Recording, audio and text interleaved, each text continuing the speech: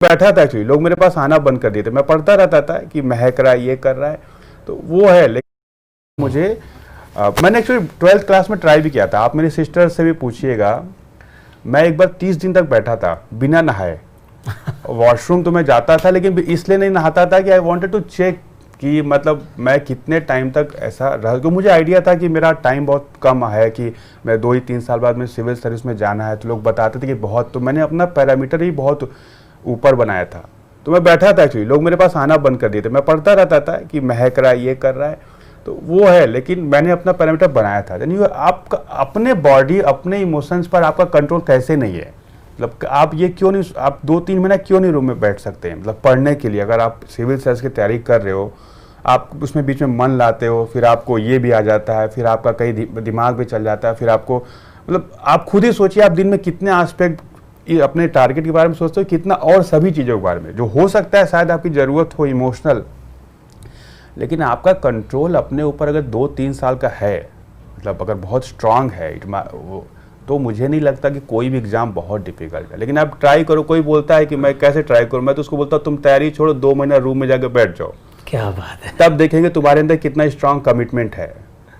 तो बहुत खूबसूरत बात कही सर। कुल मिला के सर इसका सार ये है कि मेहनत का कोई विकल्प नहीं है, ये बात तो एकदम क्लियर हो गई। और हद से ज़्यादा मेहनत आपकी सफलता तय करेगी। और सर ने बताया जैसा दोस्तों कि मुझे ऐसा कोई व्यक्ति कभी मिला ही नहीं जिसने मेहनत की हो और उसे सफलता नहीं मिली हो। सर परिस्थितियाँ, विषम परिस्थितियाँ, अभाव, ये बात तो सर समझ में आई। और हमारे जो अधिकांश मित्र जो सुन रहे हैं आपको, देश का लाभोलुभाव यही है, एक आम व्यक्ति की सारी समस्या यही है। सर एक प्रश्न जो हमारे मित्र ने भी पूछा और मेरे मस्तिष्क में भी आया कि अभाव, विषम परिस्थितियाँ, बात समझ में आ गई। लेकिन क्या सर ये जो एजुकेशनल क्वालिफिकेशन है, जो उसका जो बैकग्राउंड है, आपके 10वीं में परसेंटेज, आपके 12वीं में परसेंटेज, क्या सिविल सर्विस में ये भी आपके भविष्य का निर्धारण करने में कहीं न कहीं मदद करते हैं, या इसका कोई मायना नहीं? जब जज गई आपके, जैसा आपने कहा कि 2 साल की तैयारी कर लो आप निकल जाओगे, क्या इसका कुछ मायने है? एक्चुअली अभी मैं आपको 2 लड़के देता हूँ।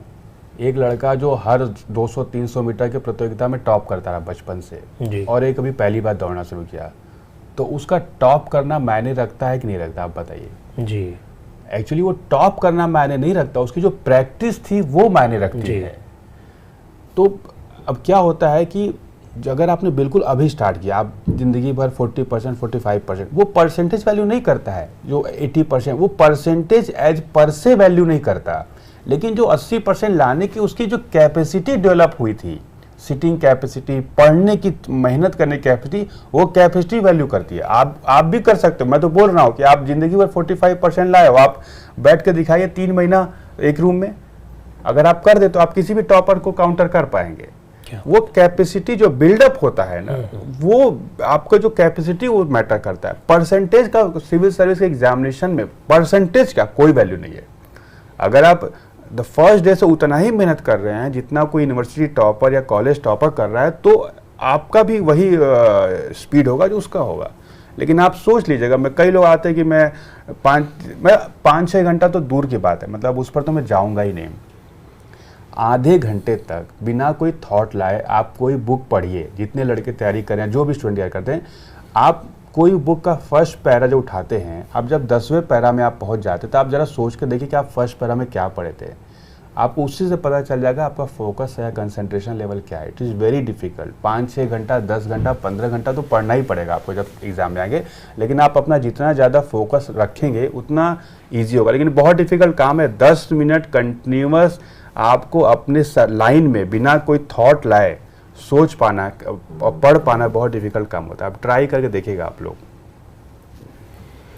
समस्याओं का आना पार्ट ऑफ लाइफ है, उन समस्याओं से लड़ना, नस्ते नाबूद करना आर्ट ऑफ लाइफ है, जीवन जीने की कला है। और जो सर के व्यक्तित्व से झलकती है कि सर अपने लक्ष्य के प्रति कितने ईमानदार थे। सर क्या ईमानदारी आपके लिए सबसे बड़ा गुण है?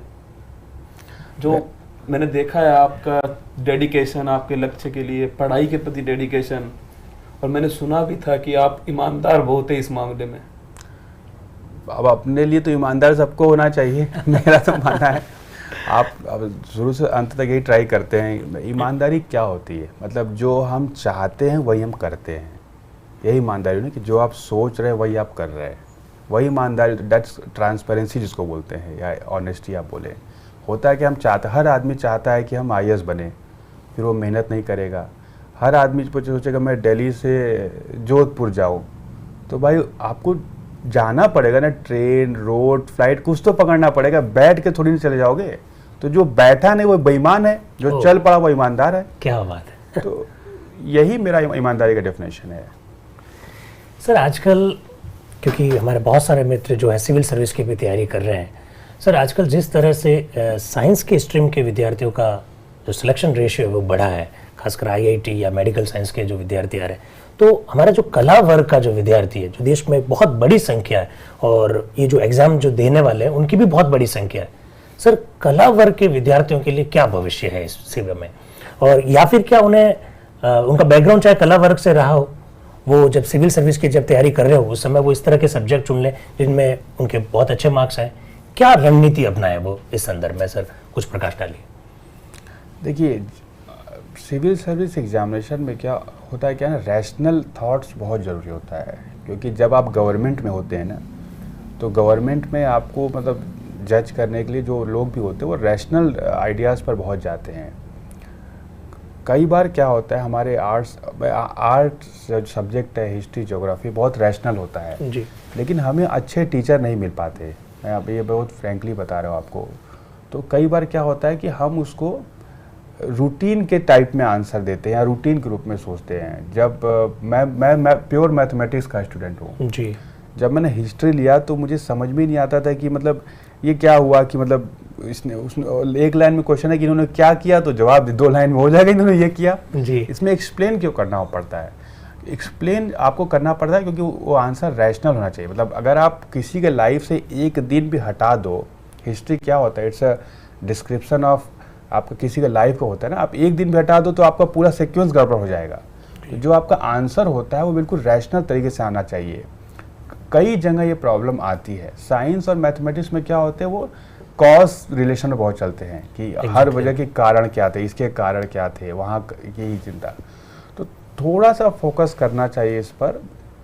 और पैटर्न जब चेंज होता है तो 98-99 में जब हुआ था थोड़ा बहुत चेंज, तो उसमें आप 97 से 2001 तक का भी रिजल्ट देखेंगे तब फिर साइंस वाले बहुत तेजी से उसमें, या मैथमेटिक्स टॉपर थे। एक्चुअली 4 साल 97 से 2001-2 तक मैथमेटिक्स ही टॉपर थे, तो उस टाइम भी हुआ था। बट धीरे धीरे ये आर्ट साइड के लोग भी उसको कैच कर पाते हैं। लेकिन मेरा तो साइंस बैकग्राउंड था, मैंने सब्जेक्ट आर्ट का लिया था, तो मुझे भी प्रॉब्लम था। लेकिन ये मेरा थोड़ा सा मानना है कि कई बार ये जो आप आंसर या जो आपका थॉट प्रोसेस रैशनल कम हो जाता है जी, तो इसलिए आपको डिफरेंस दिखता है। सर जो रेशनैलिटी की बात जो आप कर रहे हैं वो एक्चुअली में वो साइंटिफिक अप्रोच जिसे हम लोग कहते हैं वही बात है। तो साथियों बात आपको समझ में आ गई होगी। हमारे जो कला वर्ग के जो विद्यार्थी हैं, सर एक मैसेज देना चाहते हैं कि अगर आप भी अपना एक साइंटिफिक अप्रोच डेवलप करें, अगर आप अपने प्रश्नों के उत्तर में